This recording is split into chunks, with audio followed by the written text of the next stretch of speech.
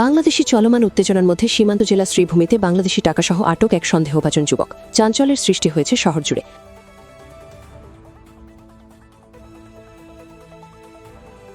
হাইলাকান্দিতে ভয়াবহ পথ দুর্ঘটনা। জেলা সিনিয়র পুলিশ সুপার অমিতাভ সিংহের স্কট গাড়ির ধাক্কায় প্রাণ হারালেন এক যুবক।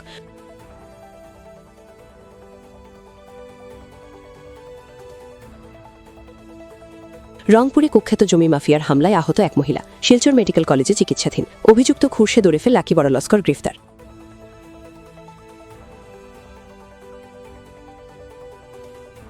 বাংলাদেশে এক হিন্দু যুবকের হত্যাকাণ্ডকে কেন্দ্র করে সামাজিক মাধ্যমে সাম্প্রদায়িক উস্কানিমূলক মন্তব্য করার অভিযোগে হাইলাকান্দিতে গ্রেফতার এক যুবক।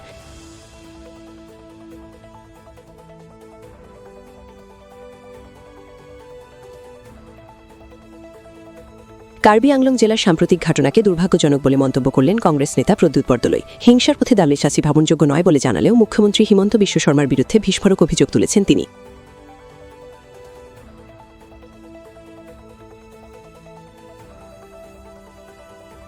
ভারত বাংলাদেশ সীমান্তে গুলিবিদ্ধ বিএসএফ জওয়ান, চাঞ্চল্য সীমান্ত এলাকায়।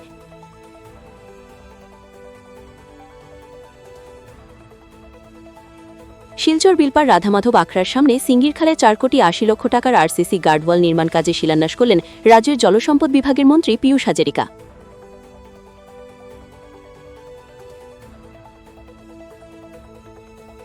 পশ্চিম কার্বি আংলংয়ের খেরনি বাজার এলাকার পরিস্থিতি এখনও থমথমে। মঙ্গলবার দুপুরে নতুন করে হিংসা ছড়িয়েছে। অসম পুলিশের ডিজিপি হরমিত সিং সোমবার রাত থেকে খেরনি এলাকায় ঘাঁটি গেড়ে থাকলেও পরিস্থিতি শোধরায়নি। প্রতিবাদকারীদের ছোড়া ঢিল ডিজিপি হরমিতের কাঁধে লেগেছে। তিনি জানান, 2 জন প্রশাসনিক আধিকারিক সহ মোট 50 জন পুলিশকর্মী জখম হয়েছেন। পুলিশের গুলিতে 2 জন মারা গিয়েছেন।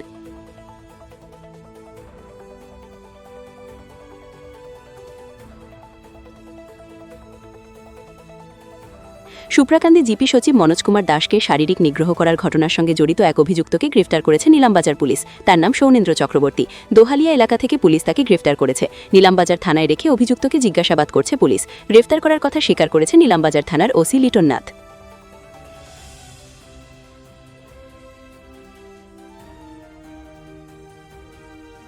আর মাত্র কয়েকদিন পরেই বাড়তে চলেছে অরুণোদয় প্রকল্পের টাকা। 3100 টাকা হতে পারে অরুণোদয়ের মাসিক অনুদান। 1 জানুয়ারিতেই মুখ্যমন্ত্রী করতে পারেন বড় ঘোষণা।